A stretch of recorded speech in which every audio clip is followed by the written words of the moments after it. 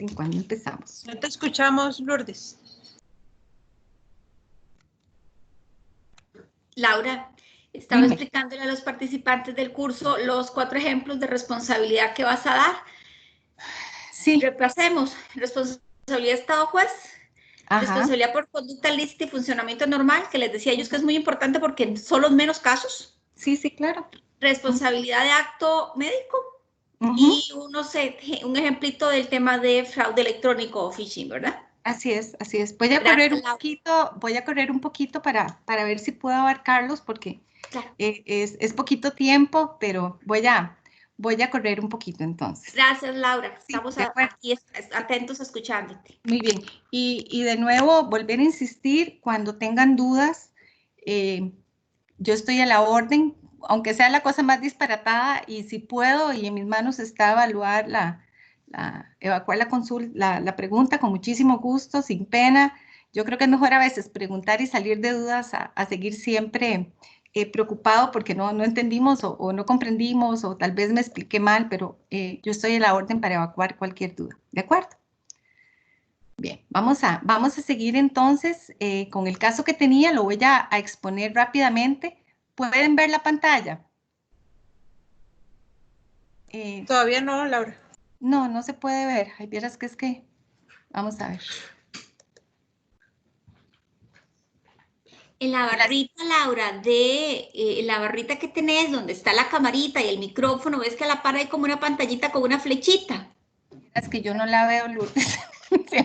Donde se está grabando, si vos moves el mouse, vas a ver una barrita de herramientas que está de izquierda a derecha, la camarita, el micrófono, una pantallita, 3 puntitos, una manita. Ah, la barrita de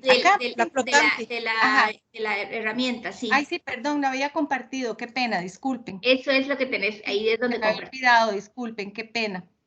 Bueno, ahora sí la ven. Ahora Perfecto, sí. Laura. Gracias. ¿Sí? Bueno, perfecto.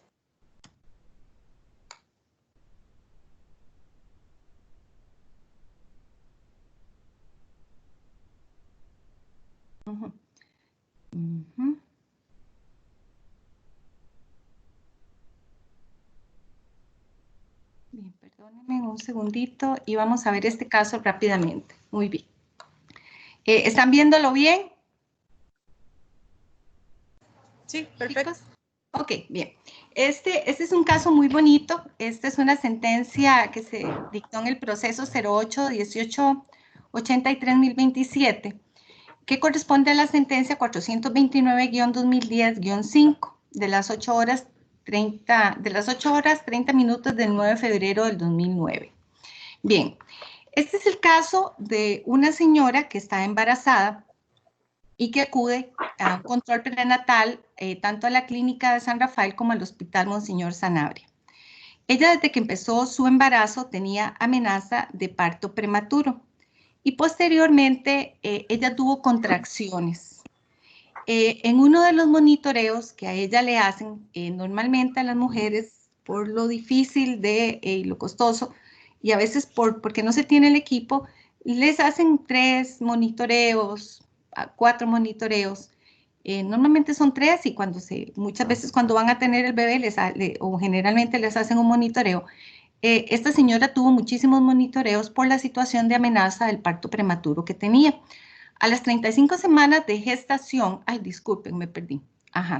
Ella, como tenía contracciones, le recetan salbutamol, porque el salbutamol ayuda a mantener un poco al bebé, disminuye las contracciones, y ella considera que el salbutamol, que es un medicamento que da muchísimo a las mujeres embarazadas para mantener un poquito más el niño, a ella le daba taquicardia. Pero ella, dentro de su percepción, estimaba que al bebé le daba bradicardia.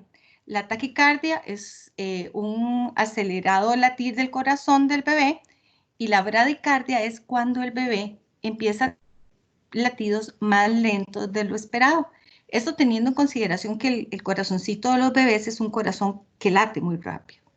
Entonces, ella se niega a tomar salbutamol, esto con el fin de, se lo prescriben con el fin de mantener un poquito al bebé, porque ella sostiene que le hace malo. Eso genera que tenga que intervenir la trabajadora social, que le indica que hay implicaciones por el abuso o por negligencia prenatal, entonces que tiene que tomar la medicación. Cuando ella tiene 38 semanas de embarazo, ella va a la clínica de San Rafael por presentar contracciones y con un diagnóstico provisional, aquí quiero enfatizar, sin habérsele hecho el monitoreo, se prevé un diagnóstico provisional de bradicardia. Cuando se le realiza el monitoreo fetal, se determina que efectivamente el bebé está bien. Ay, disculpen, ando perdida acá. El bebé está bien.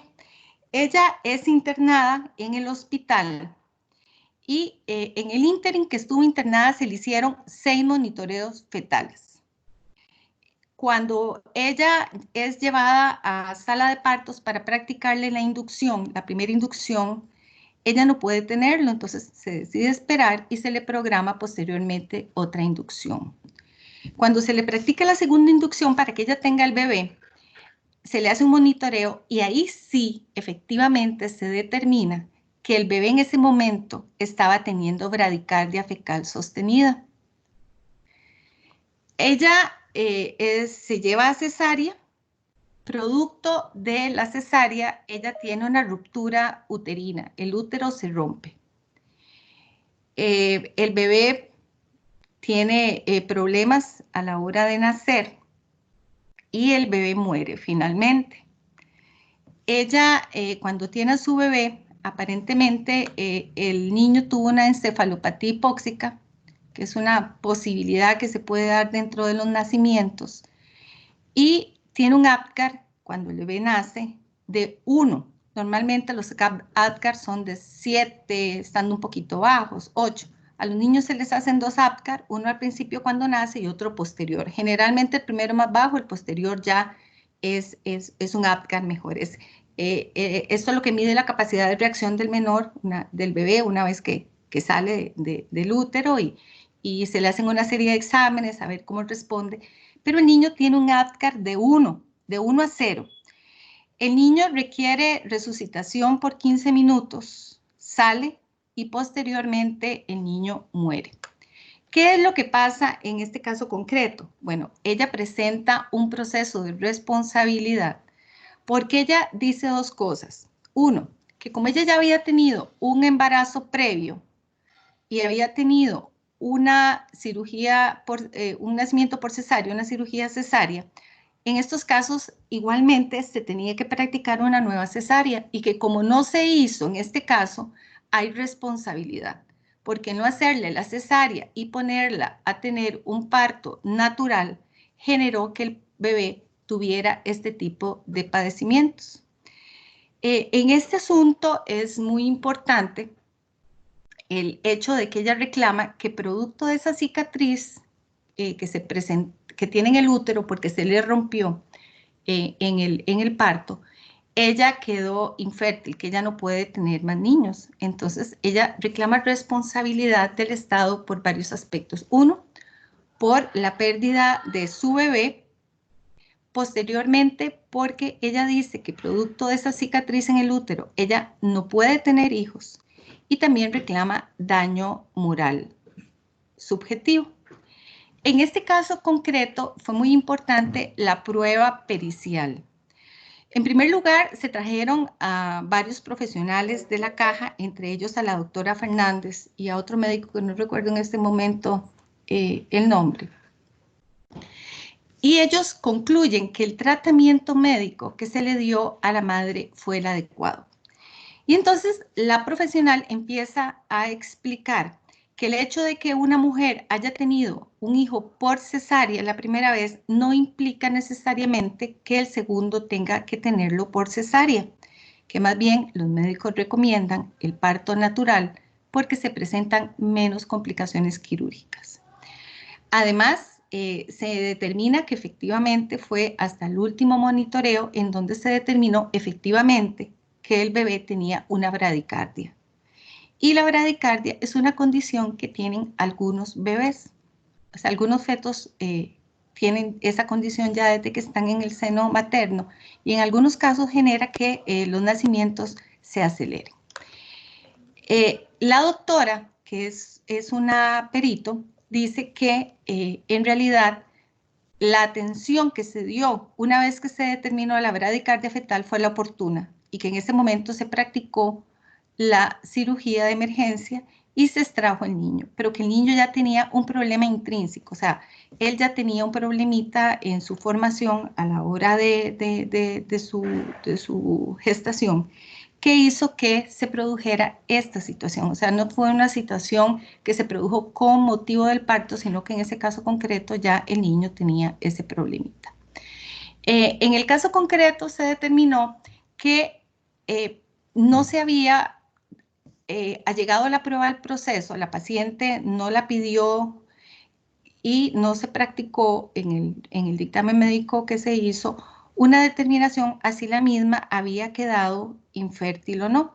Sin embargo, la doctora explicó que efectivamente muchas veces, producto del mismo parto, se producen este tipo de lesiones en el útero, pero que cicatrizan, queda como una cicatriz y que no necesariamente producen una situación o una afectación a la salud de la madre. En este caso concreto, ¿qué fue lo que se determinó? ¿Qué fue lo que pesó? Bueno, la prueba médica. He de comentarles que en este caso había un proceso penal. En el proceso penal también se hizo, se llevó la paciente a medicatura. Medicatura dijo que efectivamente no había habido un funcionamiento anormal de parte de la administración, que todos los pasos que se siguieron fueron los adecuados y no se determinó que efectivamente hubiese un nexo de causalidad entre la muerte del bebé y la cirugía que se le practicó a la madre. Además de que no se acreditó efectivamente que producto de esa cirugía en nexo causal ella hubiera quedado estéril. Este caso, por el fondo, se declaró sin lugar y efectivamente no se determinó que hubiese algún tipo de funcionamiento anormal de parte de la Caja Costarricense de Seguro Social, que fue como inicialmente se presentó el asunto. Y también quiero contarles que se determinó que no se estaba en un caso de iatrogenia, porque podríamos pensar que efectivamente pudo haberse producido. La iatrogenia aquí yo puse una definición, aparece cuando, no obstante haber aportado al médico todos sus conocimientos de forma oportuna y adecuada, con la diligencia que se imponía, se produce un resultado no deseado, sobreviniendo complicaciones extraordinarias, imprevisibles o irreversibles. Otras veces es el resultado negativo, porque todo acto médico implica un riesgo, o sea, es un resultado negativo, pero que no necesariamente implica, y esto es muy importante, una mala praxis. ¿Por qué digo esto? Bueno, porque cuando estamos, la caja es muy demandada y yo creo que la gente a veces a la ligera, sin informarse, con peritos, con profesionales, llegan y establecen demandas que no ganan, porque consideran que la medicina es una obligación de resultado y la medicina, el acto médico, es una obligación de medios, no de resultado.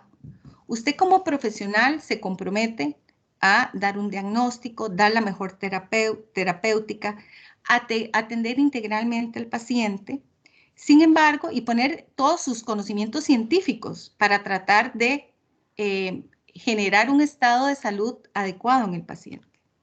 Sin embargo, el médico, por eso digo que es de medios, no puede garantizar que el procedimiento, que la atención o que el diagnóstico que vaya a dar necesariamente vayan a curar a la persona.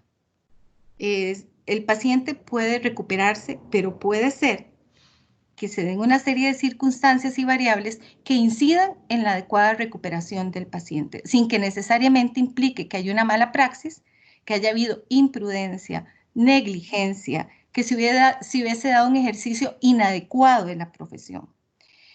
Por eso es muy importante determinar con fundamento en qué yo estoy pidiendo responsabilidad, sobre todo en los casos médicos que son, yo creo que los casos que más tenemos en el tribunal. La iatrogenia, vuelvo a insistir, aparece cuando no obstante haber aportado todos los medios, todas las diligencias, todos los conocimientos, se produce un resultado no deseado. Sobrevienen complicaciones extraordinarias e imprevisibles. Por ejemplo, se remueve un tumor que está en la cabeza, en una zona que es muy compleja de accesar. El tumor está a la par, por ejemplo, de la zona motora. Si la persona no se le remueve el tumor, la persona muere o puede morir. Pero existe un riesgo que a la hora de remover el tumor, aun y cuando se utilicen la práctica más moderna, los instrumentos adecuados, puede existir la posibilidad que a la hora de remover el tumor se toque el área del lenguaje. Y puede ser que logremos sacar a un paciente del tumor, pero que quede sin poder hablar, o que quede con una dificultad en el lenguaje, o que quede con una parálisis, por ejemplo, si estamos operando la columna vertebral. O en un caso de una cesárea, las personas creen que las cesáreas no tienen complicaciones. La cesárea implica una complicación y puede implicar complicaciones no solo para la madre, sino para el menor. Producto de las cesáreas, muchas veces cuando se extrae el niño pueden haber perforaciones, por ejemplo, a nivel de vejiga. Y estas complicaciones, siempre y cuando se determine que no ha habido imprudencia o negligencia y que se utilizó la Lex Artis, son producto de una iatrogenia. Ha habido mucha posición en relación con si la iatrogenia produce o no responsabilidad. Algunos dicen que es un caso fortuito, otros lo asemejan a una fuerza mayor como un eximiente de responsabilidad. La sala primero incluso lo ha conceptuado desde el punto de vista de la iatrogenia positiva y negativa. Por ahí existe una resolución de la sala donde dice que la iatrogenia se tiene que ver como un caso de fuerza mayor, donde no ha existido culpa alguna en la ejecución del tratamiento. En otros casos, la sala también ha oscilado y dice que en realidad como iatrogenia negativa podría generar algún tipo de responsabilidad. Yo me comprometo con doña Lourdes, aquí los tengo, a enviarles algunos de los criterios que ha mantenido la sala primera en relación con esta posición. Sí, les quiero indicar que en la literatura médica esa división que se hace de iatrogenia positiva o negativa es una división más jurídica. He conversado con algunos profesionales médicos y para ellos la iatrogenia no es ni positiva ni negativa. La iatrogenia es un resultado que se produce pese a no haberse querido, o sea, no se quiere causar un daño, se quiere curar al paciente, pero se produce. En este caso no se alegó iatrogenia directamente, ahí más o menos veladamente se alegó, pero sí le quise traer a colación dentro del funcionamiento normal, porque efectivamente son conceptos que se confunden mucho, sobre todo el concepto de iatrogenia, malpraxis, lex artis o acto médico y otro aspecto que es muy importante, que está muy ligado a esto, el consentimiento informado. El consentimiento informado básicamente es el derecho del paciente a informársele de manera clara y precisa las implicaciones y riesgos que puede tener una cirugía. El artículo 22 de la Ley General de Salud establece la obligación de informar a todo paciente sobre las consecuencias y si no se puede informar al paciente, pues por lo menos algún familiar, supongamos que el paciente llegó en coma o en estado inconsciente, sí se le tiene que advertir a los familiares de las consecuencias posibles que pueden producirse a raíz de una cirugía. Tenemos otro caso, perdón, me fui, de responsabilidad por funcionamiento anormal. Este caso es un caso... Laura, ¿sí? ¿Perdón? Muy buena. Sí. Una consultita. Es que en la pantalla solo nos aparece la número 2. ¿Usted la tiene esa disposición, así como para verla en la presentación? No, yo se las puedo pasar con muchísimo gusto, porque yo tengo algunas de la sala sobre el criterio de iatrogenia positiva y negativa. Es que vieran que ya no me cabía la información en la diapositiva, pero con muchísimo gusto yo se lo mando a doña Lourdes para que ustedes la tengan y la busquen. Perfecto, sí, gracias. Es algo muy interesante, ¿verdad? Porque son conceptos que se asemejan mucho y que si usted se aventura a interponer procesos sin deslindar lo que puede pasar en uno u otro caso, pues puede interponer procesos donde en realidad ha habido un funcionamiento normal creyendo que hubo un funcionamiento anormal. ¿Puedo avanzar? ¿Tienen alguna otra duda? Es que miren que estoy corriendo un poquito para que me dé tiempo. No sé si me expliqué claramente. ¿Tienen duditas? No. Pero seguimos. ¿Sí? Sí, Laura, perdón. La duda de ellos básicamente es que en tus anteriores presentaciones lo que decías iba muy asociado a lo que se estaba viendo. Actualmente lo que estamos viendo es una diapositiva que dice el daño en la responsabilidad. Y como estás hablando de iatrogenia y estás hablando de otros casos, ellos creen que es el caso particular, que lo tenés ya resumido, pero me parece que ha sido bastante clara que esa información no está, que estás haciendo una explicación de los diferentes casos que ya vimos. Entonces, si les parece, yo creo que ya quedó claro lo de la diapositiva y la presentación. Sigamos escuchando a doña Laura, tomemos nota, luego cuando ella me haga enviar estos antecedentes de sala primera, con muchísimo gusto a través de Francia los colocamos en la plataforma de la escuela y ustedes pueden tener acceso a ellos, ¿de acuerdo? Gracias, Laura, puedes seguir. Tal vez nada más para aclarar, aquí la iatrogenia, tal vez no fui tan clara, no estaba alegada propiamente, pero sí la quise poner aquí al cerrar el caso porque no quería que se me olvidara y quería que ustedes tuvieran claridad en la diferencia que existe entre una mala praxis, un funcionamiento anormal atribuido a la administración, mal praxis al médico, funcionamiento normal del órgano de salud, y iatrogenia como otro concepto que está muy asociado, pero que no quería que se me fuera. Yo creo que ya les quedó claro. Bueno, vamos a ver. Hay otro caso de qué pena, vieran que es que, bueno, en este también no apunté el dato, pero yo lo tengo en la otra, en la parte escrita. Bueno, hay un caso de un muchacho que va a el hospital de Pérez Celedón con un dolor abdominal. Él es atendido y en principio se le remite a la casa y posteriormente sigue con dolor, vuelve al hospital. En ese momento la caja no tiene Doppler y se determina que puede ser un padecimiento que se llama orquiepidemitis. Al paciente se le da tratamiento conservador por la posible dolencia y se le manda antibióticos, se le manda que se ponga unos pañitos y unas cuestiones ahí para poder bajar. Él tiene un problemita cuando llega la segunda vez, él tiene un problemita en el testículo y lo tiene un poquito inflamado. Entonces se cree que es este tipo de padecimiento, es que me cuesta mucho decirlo. Él se va para la casa. Posteriormente él vuelve porque ya tiene un edema, le duele muchísimo y el testículo está eritomitoso, o sea, está como rojo, está inflamado y él va a sala. Cuando el especialista lo ve esta tercera vez y pasa un periodo de tiempo considerable, el especialista determina que efectivamente hay un problema testicular, hay una torsión testicular y que hay que operarlo de urgencia. Al paciente se le opera y pierde ese testículo. Es un muchacho que tiene 16 años.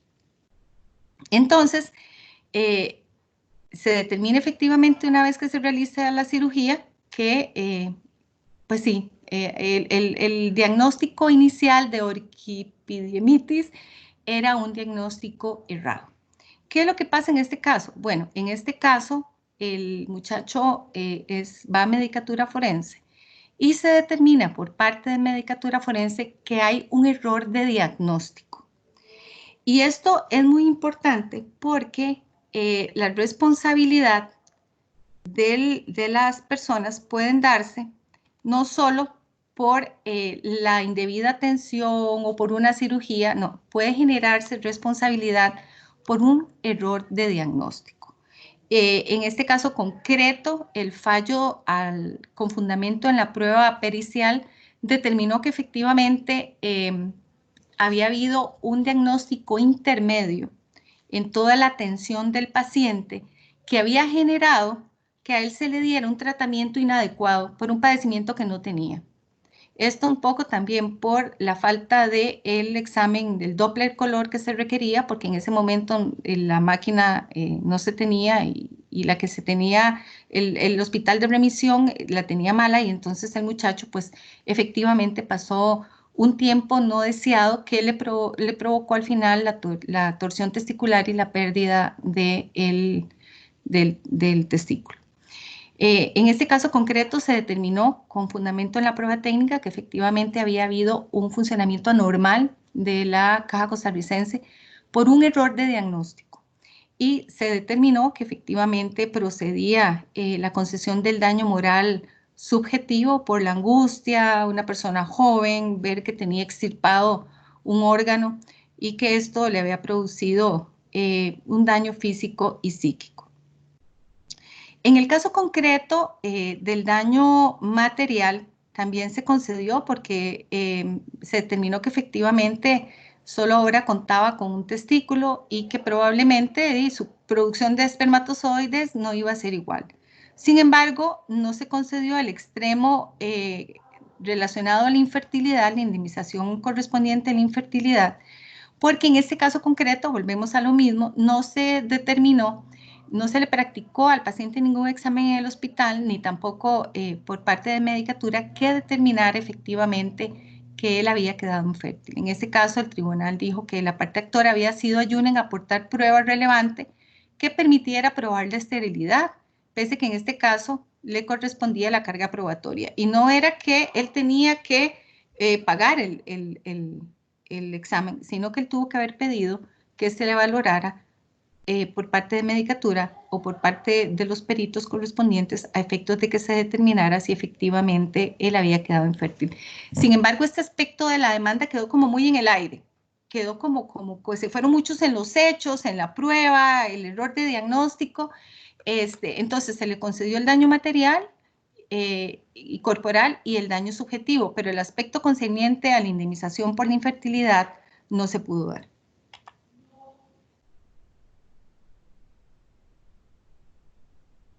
Vamos a ver.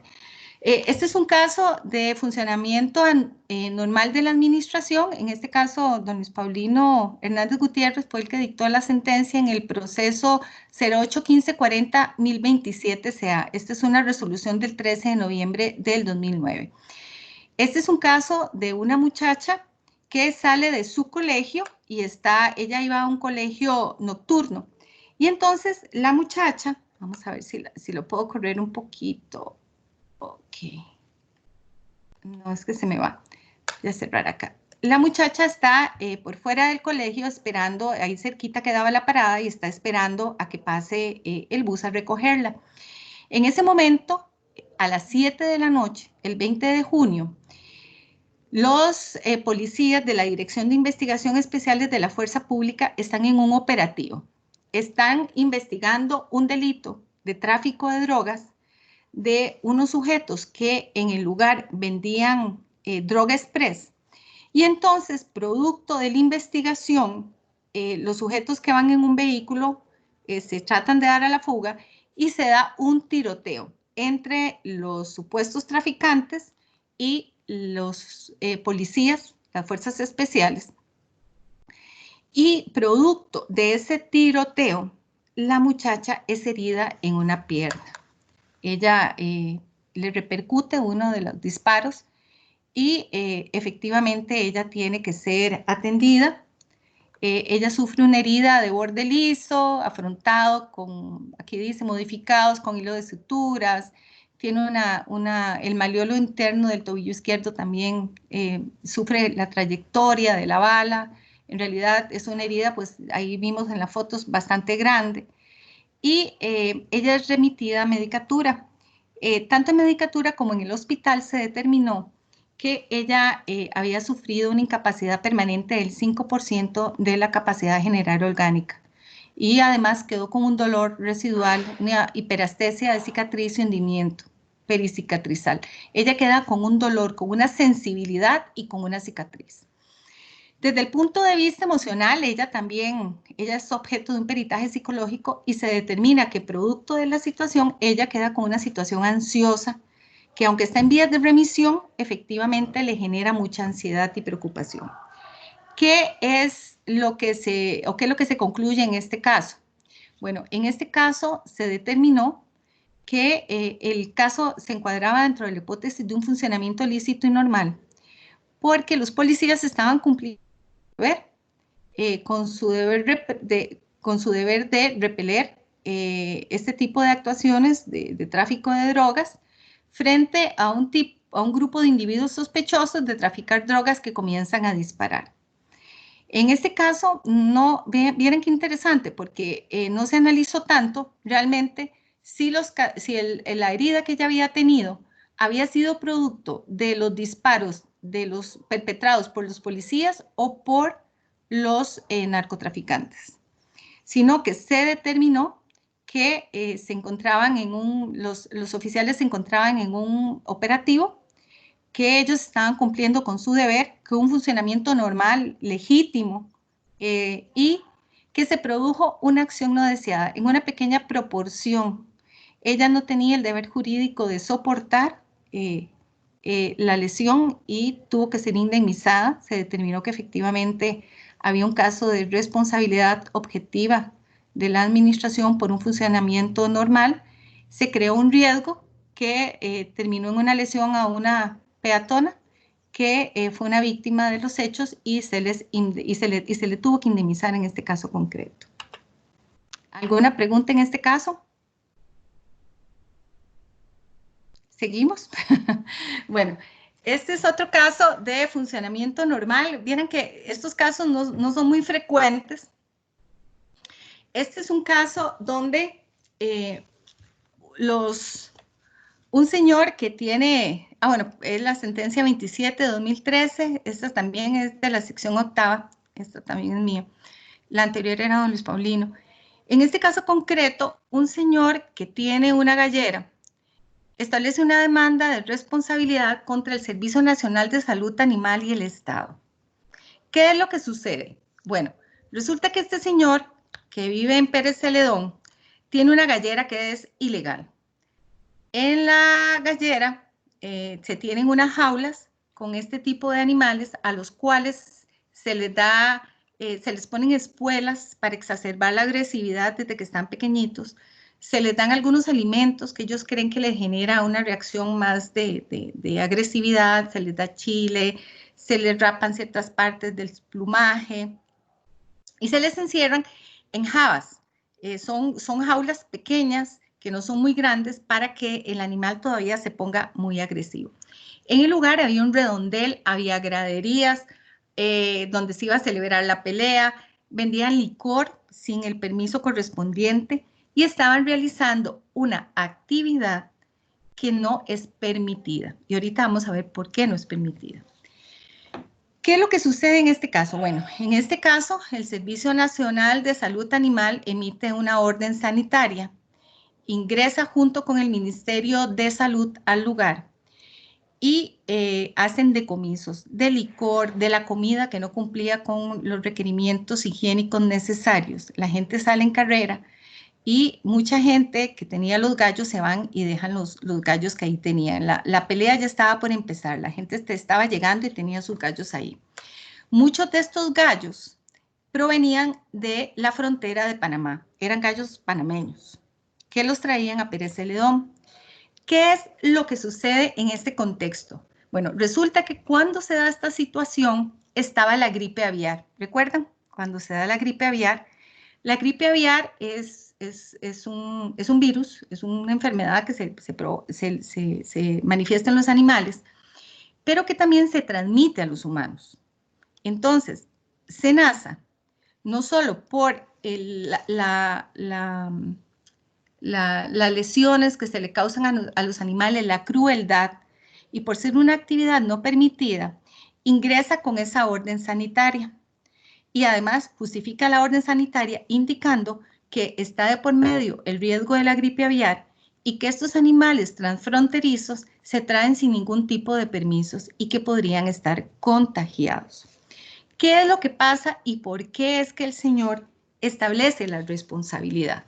Bueno, es que resulta que cuando ingresan los veterinarios y ven los animales, se dan cuenta de que no hay posibilidad de, y suena un poco raro decirlo, de resocializar a este tipo de animales.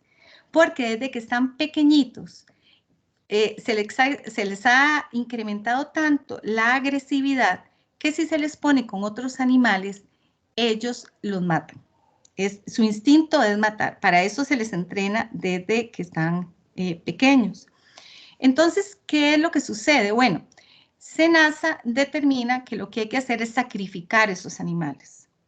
Y el método de sacrificio, como ellos estaban ahí, es un poquito raro, pero bueno, ellos lo hicieron así.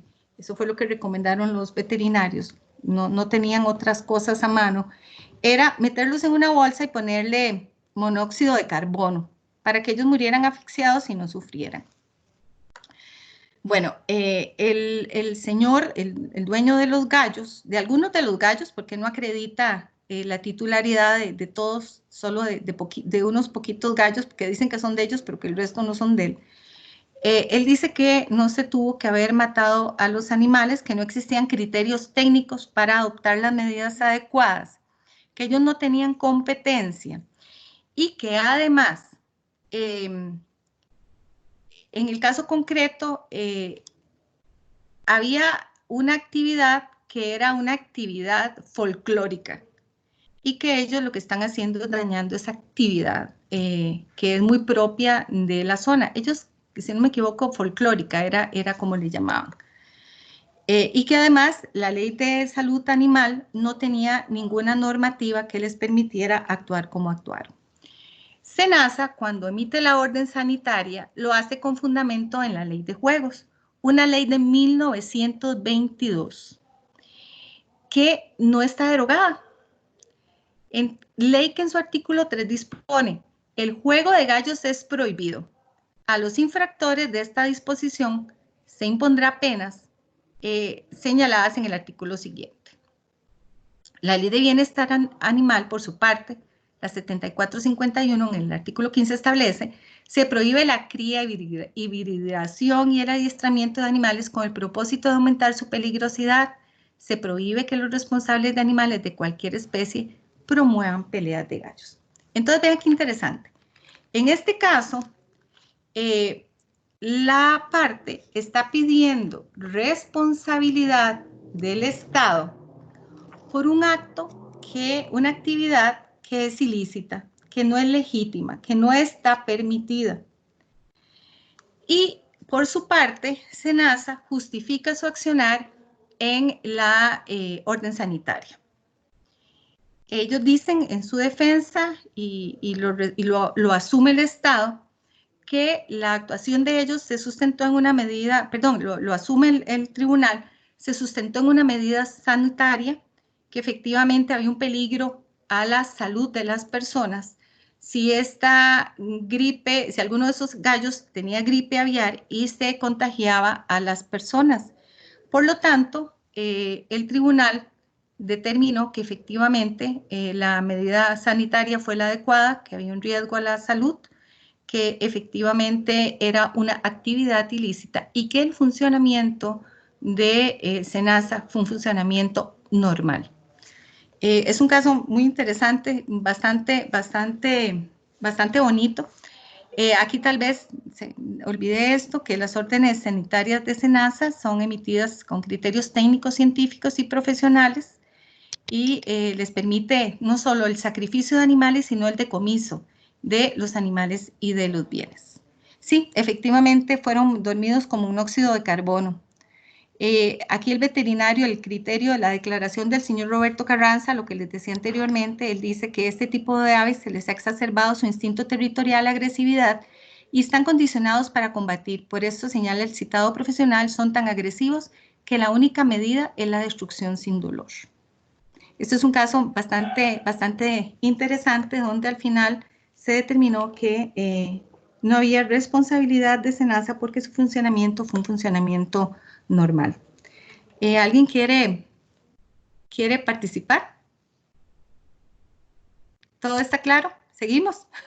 Laura, hay una pregunta que la puedes ver en los comentarios. No sé si logras igual, la verdad. Tal vez sí, si me la decís. Dice, no sé quién es alguien, el correo es admi amado 939. Te preguntan, doña Laura, en relación a la responsabilidad médica, ¿cómo opera la liberación de responsabilidad que hacen firmar a los pacientes de previo a una cirugía o bien procedimiento clínico? ¿Opera siempre o solo cuando se comprueba la imprudencia o negligencia? No sé si me logré explicar. Sí, perfecto. Sí. Bueno, tal vez vamos a explicar. El consentimiento informado es un derecho del paciente. ¿Qué derecho tiene el paciente? A que el profesional médico le informe a él o a su familia de forma clara y precisa las implicaciones y los riesgos que puede tener una cirugía. ¿Ok?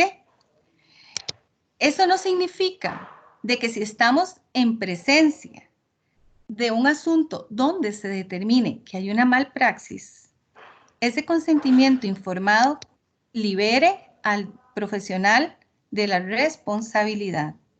Porque, como indiqué anteriormente, la malpraxis implica imprudencia, negligencia, un ejercicio inadecuado de la profesión. Por lo tanto, el consentimiento informado no podría exonerarlo de responsabilidad porque no estamos en un caso donde se produce una actuación médica conforme a la lex artis, pero se produce un resultado no deseado, que era el caso que les explicaba anteriormente.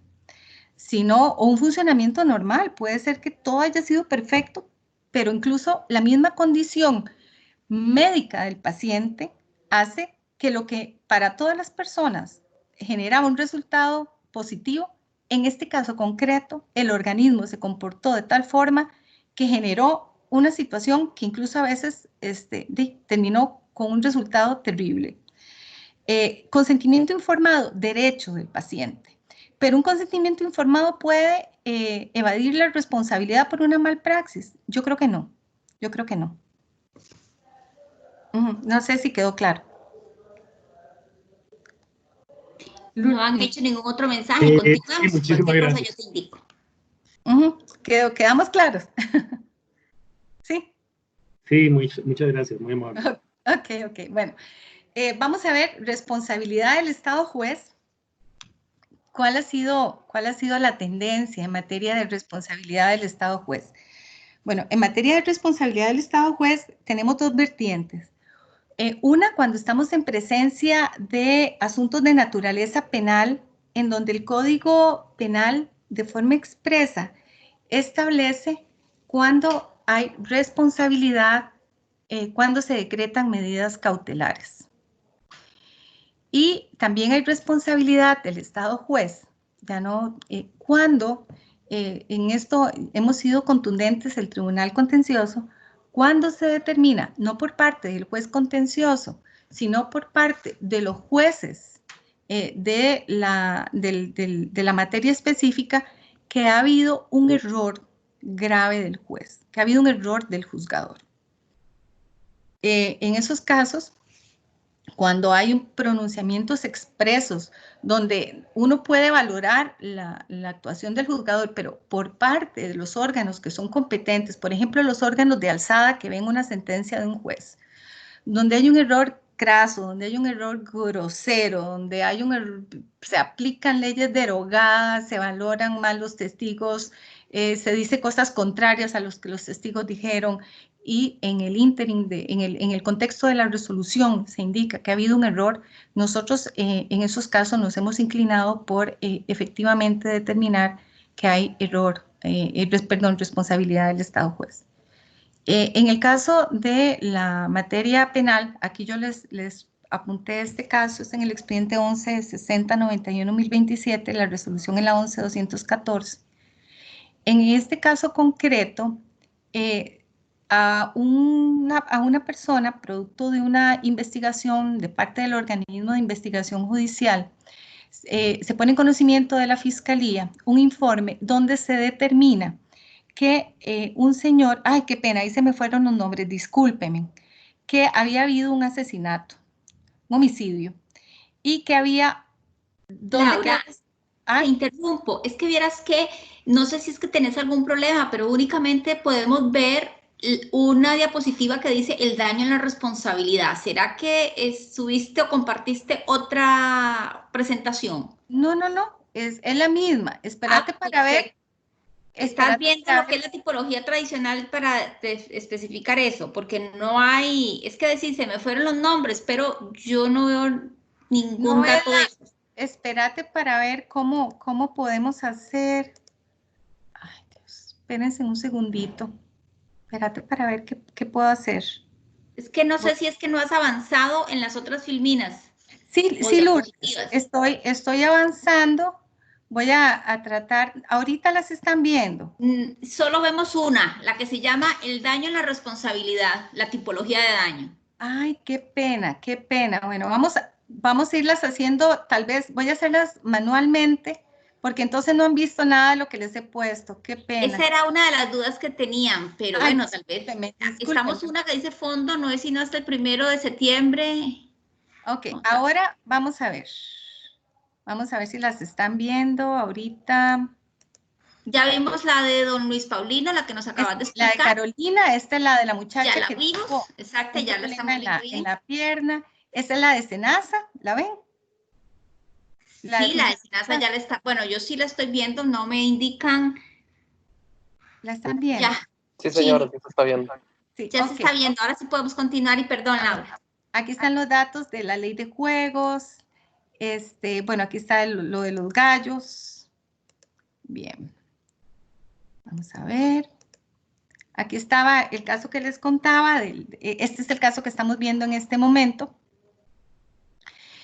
Bueno, es el caso de responsabilidad, ¿verdad? En este caso concreto, el fiscal, este es un caso de responsabilidad por funcionamiento, de responsabilidad. Bueno, quiero comentarles, perdónenme nada más un segundito, es que me salí de la secuencia que tenía. Esperen para subir, perdonen un segundito. Ok. Ok. Bien. Ok. ¿Qué es lo que sucede entonces en este caso concreto? En este caso concreto, la Fiscalía le pide con fundamento en las declaraciones de 2 testigos que se decrete la medida cautelar de prisión preventiva del supuesto imputado. Nuevamente les pido disculpas, se me quedó ese nombre, fundamentándose en la declaración de los 3 testigos que señalaban al imputado como autor del ilícito. Se valora que si se mantiene libre al encausado podría obstaculizar la averiguación de la verdad y de la administración de la justicia, y que además la pena era alta. Mediante resolución del 28 de marzo del 2002, el juez penal valora todos esos elementos y le impone al imputado la medida cautelar. En realidad, la medida cautelar se interpone desde el 28 de marzo del 2002 al 27 de marzo del 2003. Perdón, 2002, aquí cometí un errorcito en la fecha. Bien. La persona está sujeta a la medida cautelar durante el tiempo que el juez determina. Y en el caso concreto, sí, del 2002 al 2003, se lleva el asunto a juicio y al final se determina que él no es responsable del delito que se le estaba atribuyendo. Pero en el caso concreto no se concluye la sentencia, el fallo no concluye que hay duda. El asunto no se resuelve por duda, sino que al final, en el caso concreto, se determina que efectivamente él no había participado en el hecho. No sé si estamos viendo la diapositiva, ¿la logran ver? ¿La pueden ver? Sí, la pueden ver. Ok. Sí, Laura, está perfecto. ¿Qué es lo que se valora aquí? Bueno, aquí lo que se valora para efectos de determinar si hay responsabilidad, se determina el artículo 271 del Código Penal. Yo lo puse así, no sé, perdonen, no verifiqué si había sido modificado recientemente porque este es el artículo que se cita en la sentencia, entonces no lo quise modificar. Se determina en el artículo, que creo que es el mismo, se determina que procede la indemnización del Estado cuando se adopta de forma indebida una medida cautelar por parte de un funcionario público que actúa de forma arbitraria o con culpa grave. Pero también se dice que procede la indemnización a cargo del Estado cuando una persona haya sido sometida a prisión preventiva, y vean qué importante, y luego es sobreseída o absuelta con plena demostración de inocencia. Normalmente tenemos muchos asuntos de donde se pide responsabilidad del Estado juez, pero en estos casos, en la mayoría, la sentencia penal, tiene que a veces lo dice clarito, y esos son casos muy bonitos, a veces cuesta un poquito, hay que hilar un poquito a ver qué es lo que quiso decir el juez, pero cuando es sobreseída por indubio, ahí no procede, a tenor del artículo 271, la responsabilidad del Estado juez cuando la persona ha sido sometida a una medida cautelar. Pero cuando hay una demostración plena de inocencia, ahí sí cabe la responsabilidad.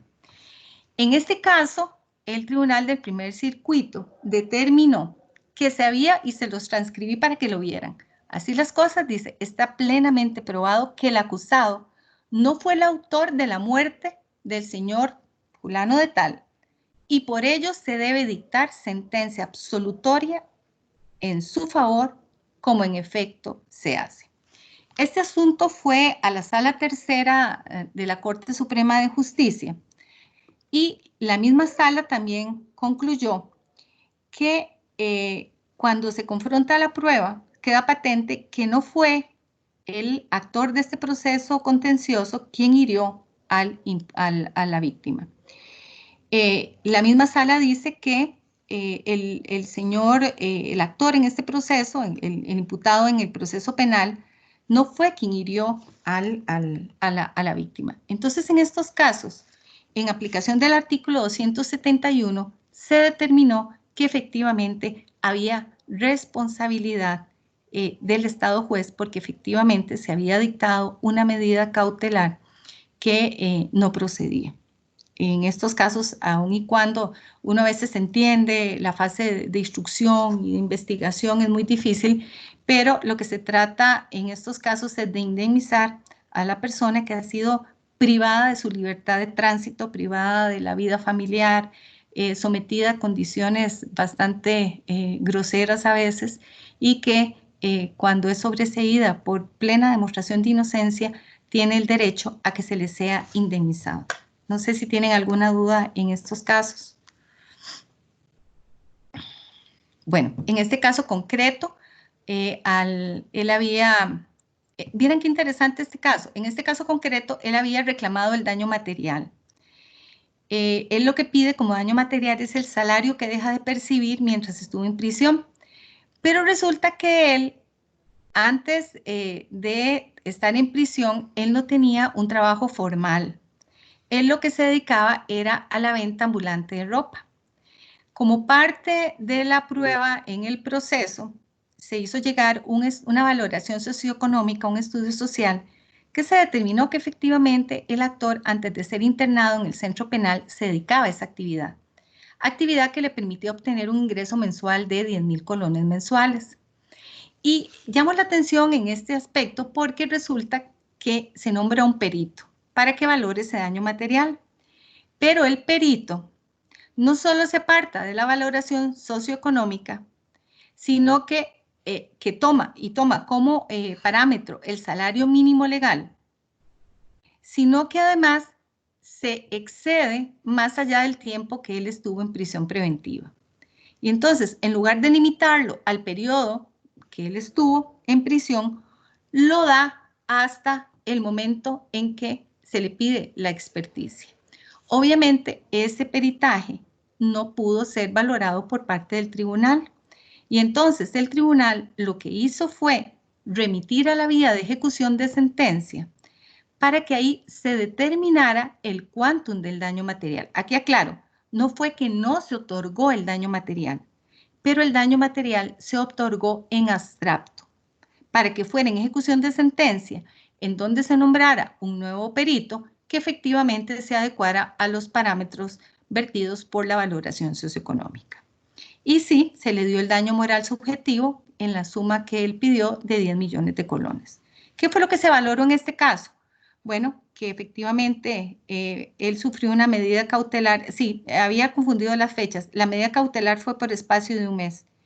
Que esa situación le había generado afectación, angustia, desesperación y padecimientos que afectaron su estabilidad psicológica. Él pues, fue sometido injustamente y que sí procedía el daño moral subjetivo. Discúlpenme, creo que les dio una fecha mal. En realidad la medida cautelar fue por un mes, porque después a él se le cambió la medida cautelar por firmar semanalmente en el tribunal. Ok. También no voy a entrar a casos concretos, nada más señalarles, me imagino que ya don Roberto les aclaró, que también hay casos de responsabilidad cuando se le atribuye al organismo de investigación judicial, al Ministerio Público, a Ciencias Forenses, a la Defensa Pública y a la Fiscalía, pero ahí el tribunal ha sido muy consistente y la sala en decir que ellos en realidad no cumplen una función jurisdiccional, sino que cumplen una función de apoyo, cumplen un rol auxiliar a la función jurisdiccional y ellos no realizan, por lo tanto, actividad jurisdiccional, pero tampoco realizan actividad administrativa típica, como la que realizan los funcionarios de las diferentes entidades. ¿Qué es lo que se ha establecido entonces o cómo se ha decantado los diferentes fallos? Bueno, que ellos lo que realizan son actuaciones judiciales. Y en el marco de estas actuaciones judiciales, ellos pueden incurrir en un funcionamiento anormal. Y esto sí es muy claro. Las actuaciones desplegadas por estos órganos que he mencionado no generan responsabilidad del Estado juez. Generan responsabilidad por actuación judicial por un funcionamiento anormal.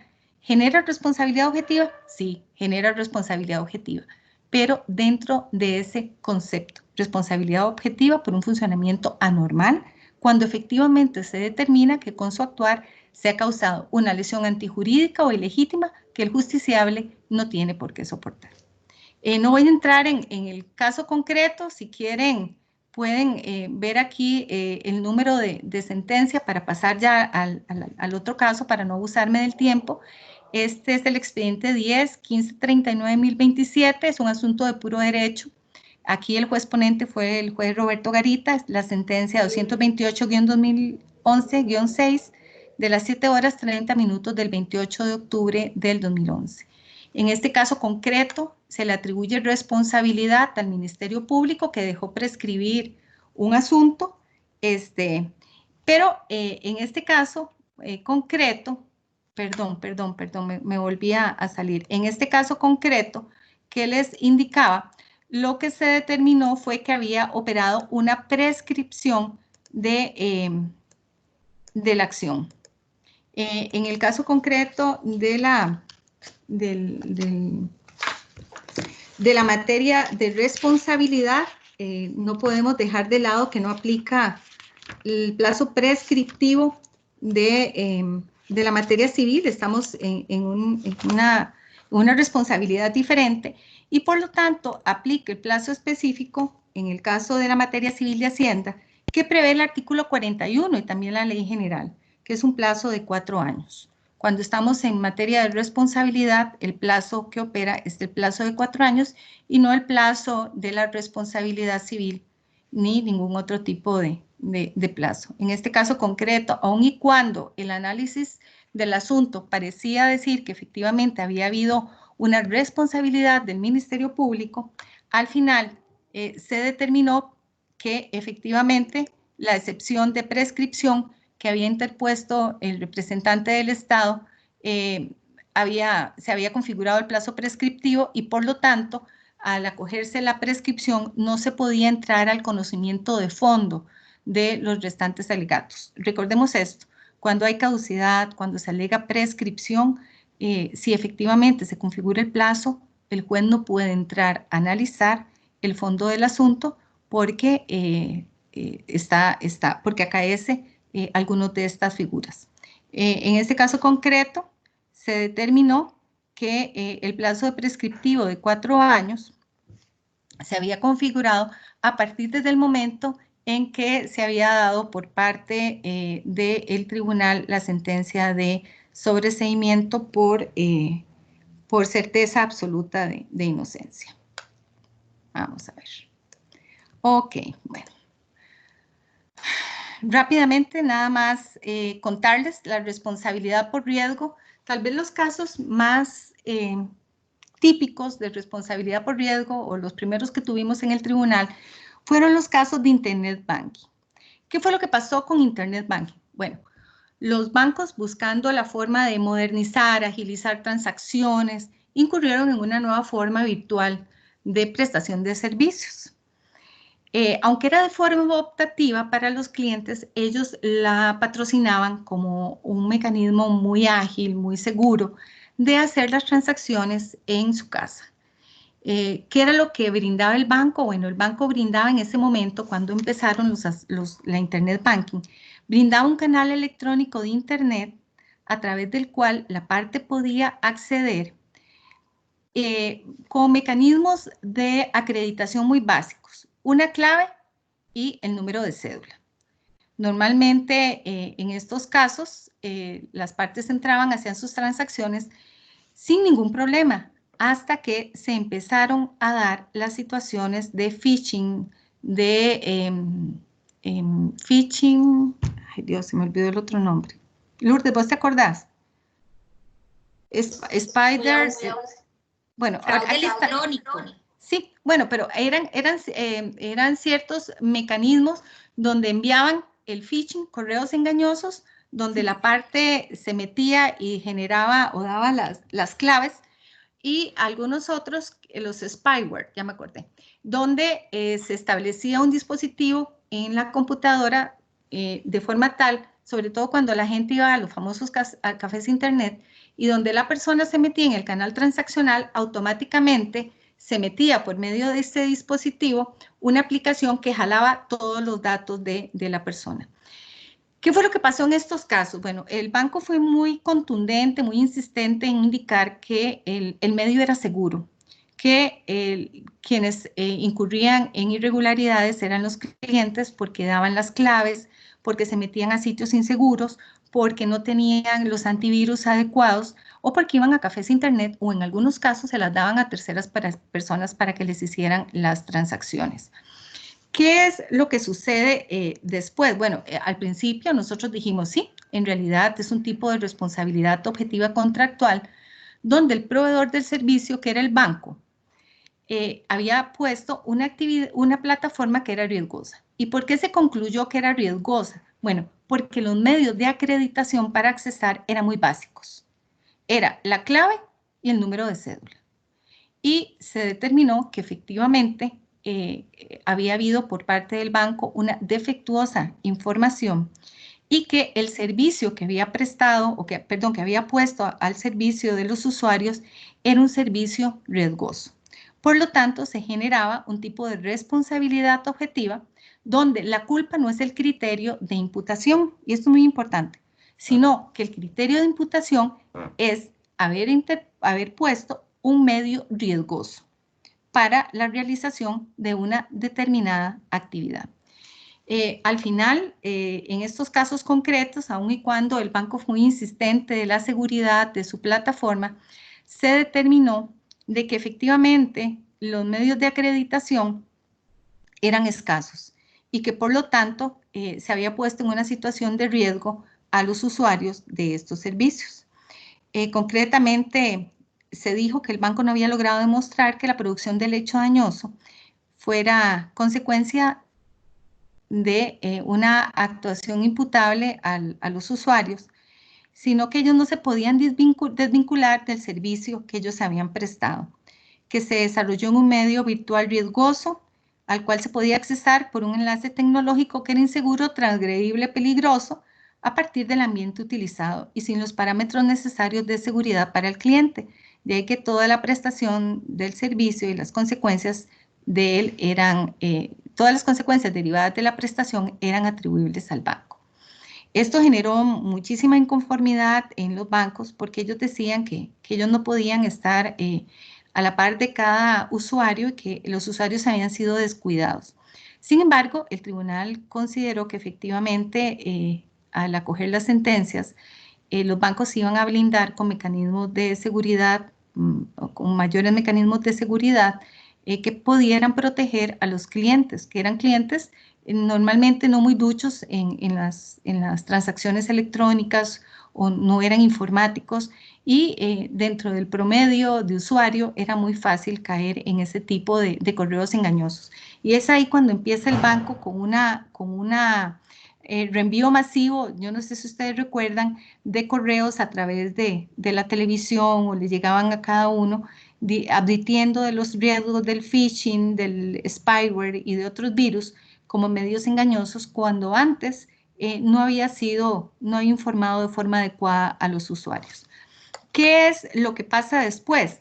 Bueno, después de que se genera esta situación, el banco cambia los medios de acreditación. Entonces, es cuando ya vemos mecanismos adicionales, ya usted no solamente va a tener una clave, ya usted no solo va a acceder al canal transaccional en medios que no son seguros, sino que además le dan un tercer mecanismo de acreditación, que son las famosas claves dinámicas, las tarjetas de clave dinámica. Yo creo que el precedente sentado por el Tribunal Contencioso fue muy, muy importante para que los bancos trataran de blindar no solo el acceso al canal transaccional, sino también los mecanismos de acreditación, porque entonces ya no es solo lo que el cliente sabe, la clave que el cliente sabe, sino lo que el cliente tiene. Y lo que el cliente tiene es ese mecanismo de acreditación, es esa clave dinámica que varía constantemente. Entonces era muy difícil atribuirle responsabilidad al banco cuando efectivamente la única persona que podía tener la clave dinámica y digitarla todas las veces de forma diferente era el usuario. He de comentarles que en algunos casos sí tuvimos situaciones donde las personas vinieron a reclamar después de que se dio esta situación y reconocían en algunos casos haberle dado la clave dinámica a terceras personas o haber contestado correos donde se les pedían los números de la clave dinámica.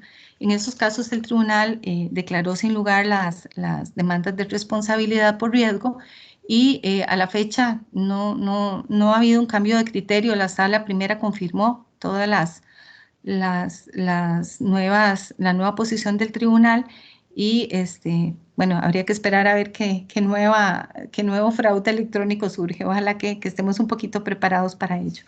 Yo he corrido montones, discúlpenme, porque sé que ya me he excedido muchísimo, pero con muchísimo gusto, espero que haberles dado una pincelada pequeñita del abordaje que le damos a las diferentes demandas de responsabilidad.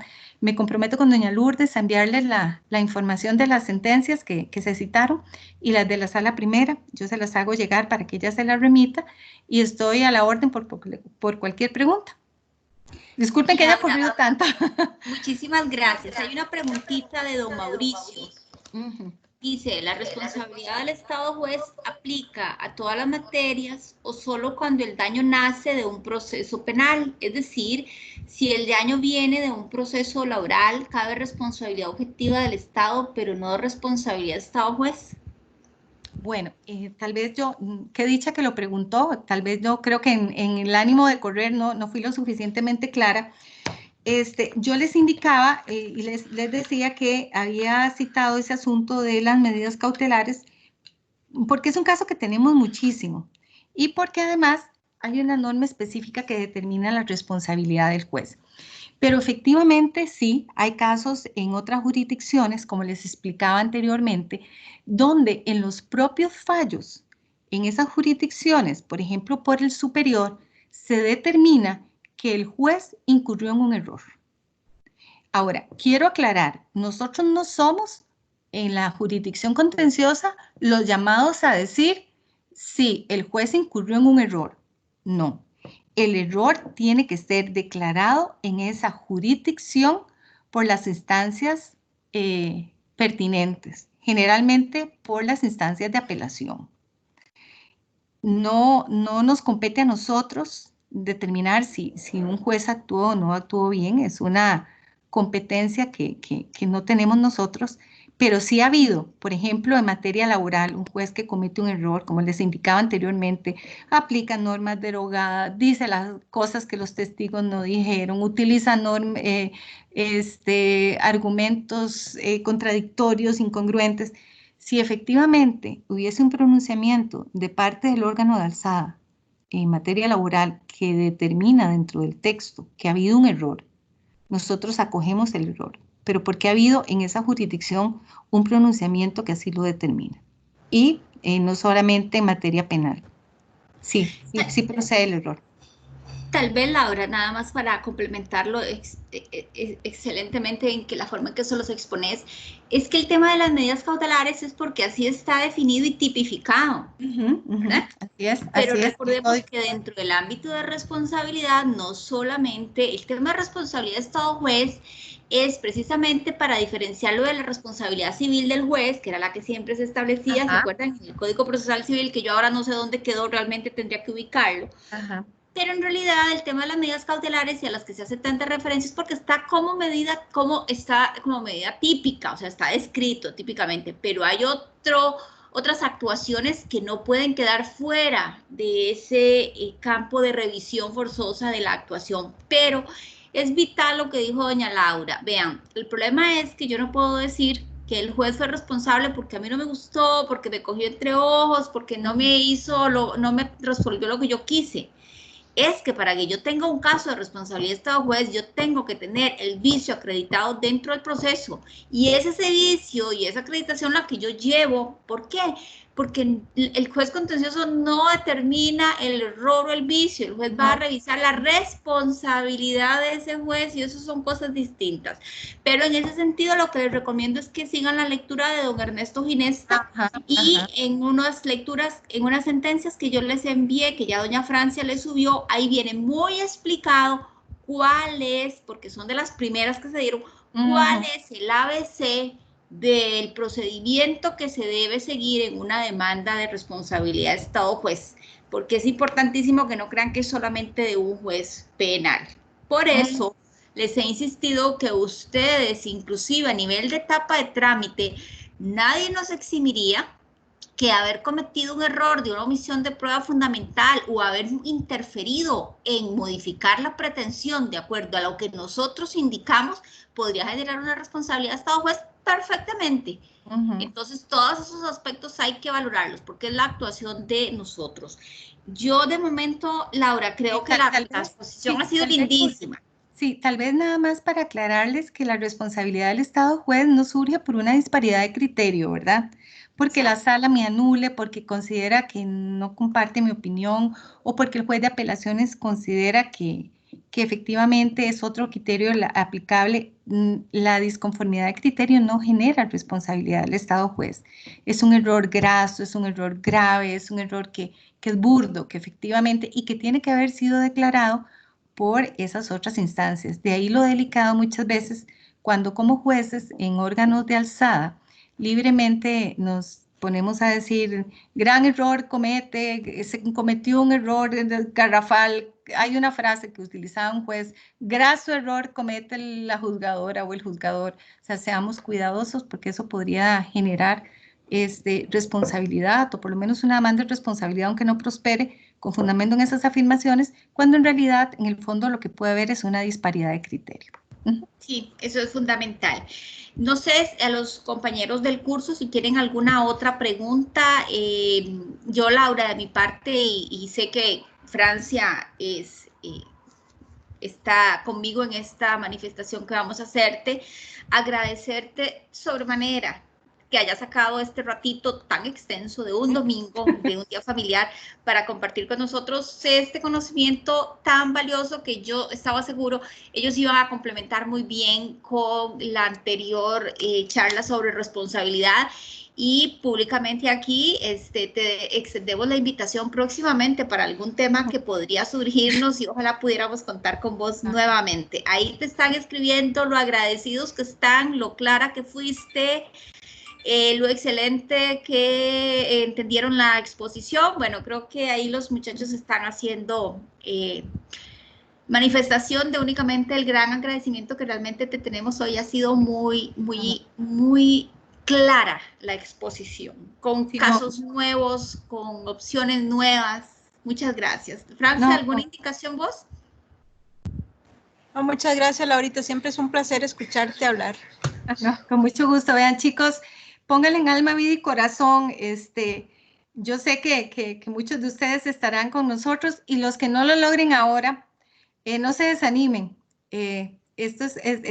Los temarios son complicados, son pesados, son exámenes duros, requieren de quitarle mucho tiempo a sus familias, pero bien vale la pena. Yo creo que uno aprende a amar esta materia y cada día aprende más. Yo vieras que todos los días aprendo y seguiré aprendiendo. He aprendido hoy cosas importantes y valiosas de ustedes. Tengan la seguridad de que las apunté. Enfoques que creo que se pueden adicionar y realmente de verdad ha sido un placer. Discúlpenme la carrera al final, atropellado, me brinqué un montón de diapositivas porque sé que es muy pesado, pero de corazón muchísima suerte y ojalá que podamos verlos ahí y discúlpenme las falencias y me comprometo a enviarle la información. Muchísimas gracias. Muchas gracias, que descanses, Laura.